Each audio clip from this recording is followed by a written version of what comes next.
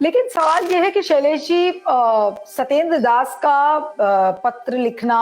और चंपत राय का तारीफ करना, जाहिर सी बात है कि ये बीजेपी को तो बहुत ज्यादा गवारा नहीं होगा। तो बीजेपी में इसको लेकर क्या हलचल हो सकती है? अभी तक कोई सी बीजेपी की लीडर की मैंने कोई प्रतिक्रिया नहीं दी है, लेकिन जो एक आइडियोलॉजिकल पेरेंट आरएसएस को कहा जाता है बीजेपी का, और अगर उनका आइडियोलॉजिकल पेरेंट ही अगर इस तरीके की बातें करे, और वो भी उस विपक्षी दल के खिलाफ जिसका पुरजोर तरीके से बीजेपी विरोध करती रहती है, कांग्रेस मुक्त भारत की बात करती है, तो आरएसएस का ये बोलना आपको क्या लगता है कि बीजेपी के अंदर कैसी हलचल पैदा कर सकता है?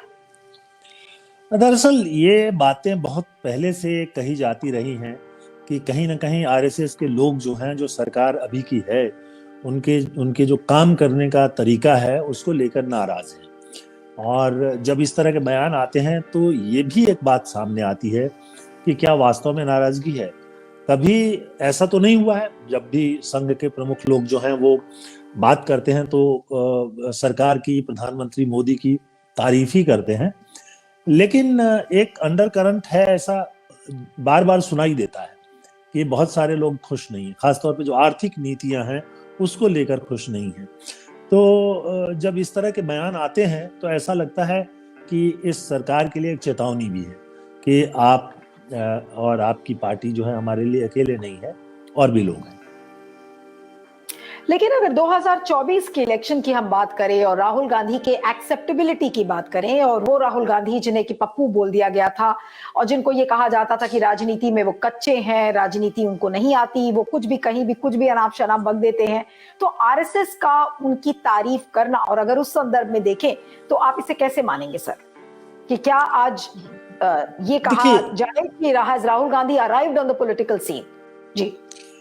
नहीं, राहुल गांधी पॉलिटिकल सीन में पहले से भी है, लेकिन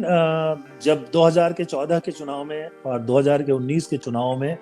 कांग्रेस और राहुल गांधी खास तौर पे जो है वो ये महसूस नहीं कर पाए